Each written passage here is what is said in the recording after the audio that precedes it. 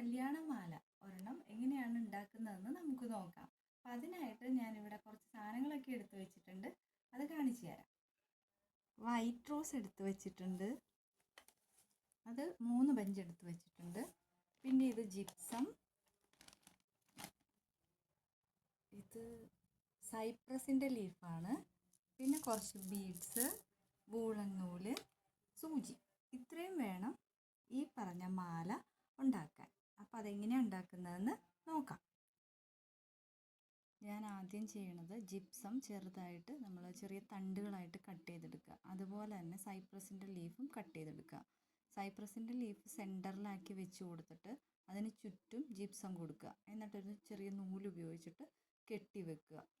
കെട്ടി മാറ്റി വെക്കുക. നമ്മൾക്ക് മാലയുടെ ലെങ്ത് എത്ര വേണോ അതിനനുസരിച്ചിട്ട് സൈപ്രസും ജിപ്സവും കൂടി ചേർത്ത് ഒരു നൂലുപയോഗിച്ച് കെട്ടി അതാദ്യം മാറ്റി വെക്കുക. അതാണ് ഞാൻ ആദ്യം ചെയ്യണത്. അതിനുശേഷം വൈറ്റ് റോസ് അതിൻ്റെ തണ്ട് നമുക്ക് അവിടെ നിന്ന് കട്ട് ചെയ്ത് കളയണം. തണ്ട് കട്ട് ചെയ്ത് കളഞ്ഞിട്ടുള്ള ഭാഗം അതും ലെങ്ത് അനുസരിച്ചിട്ട് എടുത്ത് മാറ്റി വയ്ക്കുക. എത്ര വേണം എന്ന് നോക്കി എത്ര എണ്ണം വേണമെന്ന് കാൽക്കുലേറ്റ് ചെയ്യുക, എടുക്കുക. ഇങ്ങനെ ഇത് രണ്ടും സെറ്റാക്കി വെച്ച് കഴിഞ്ഞാൽ പിന്നെ മാല കെട്ടൽ എളുപ്പമാണ്.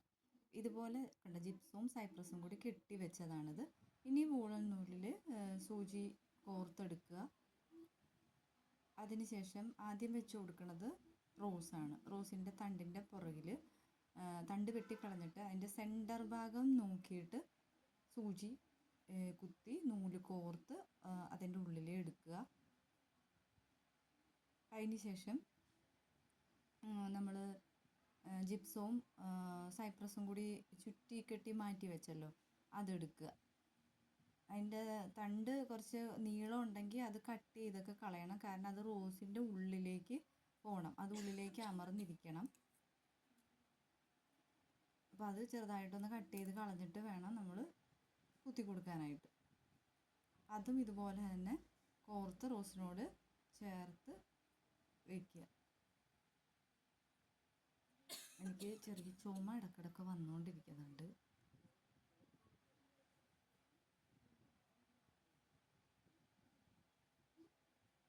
ഇപ്പം ഇത് രണ്ടെണ്ണം കോർത്തതിന് ശേഷം 1 മിനിറ്റ് ഞാൻ ഇത്തിരി വെള്ളം കുടിക്കട്ടെ കേട്ടോ.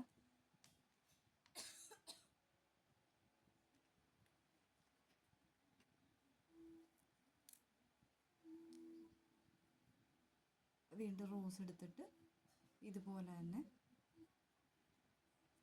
കോർത്തെടുക്കുക. ഇത് റിപ്പീറ്റ് ചെയ്ത് വരിക. ഇങ്ങനെയാണ് നമ്മൾ ഈ മാല ഉണ്ടാക്കുക. ഇതിൻ്റെ ഇടയിൽ എനിക്ക് വീഡിയോ എടുക്കാൻ വിട്ടുപോയത് ബീഡ്സ് കോർത്തെടുക്കണം. അത് നമ്മുടെ കഴുത്തിൻ്റെ ഭാഗത്ത് വരുന്ന ആ ബീഡ്സ് കോർത്തെടുക്കുന്ന ഭാഗം ഞാൻ ഇതിൽ വീഡിയോ എടുക്കാൻ വിട്ടുപോയിരിക്കുകയാണ്. അപ്പോൾ അത് രണ്ട് മാലയ്ക്കുള്ള ബീഡ്സ് കോർത്ത് മാറ്റി വെക്കുക. ഗോൾഡൻ ബീഡ്സ് നേരത്തെ കാണിച്ചില്ലേ, നമ്മൾ കോർത്ത് വരുമ്പോൾ മാല ഇതാ ഇങ്ങനെ കിട്ടും.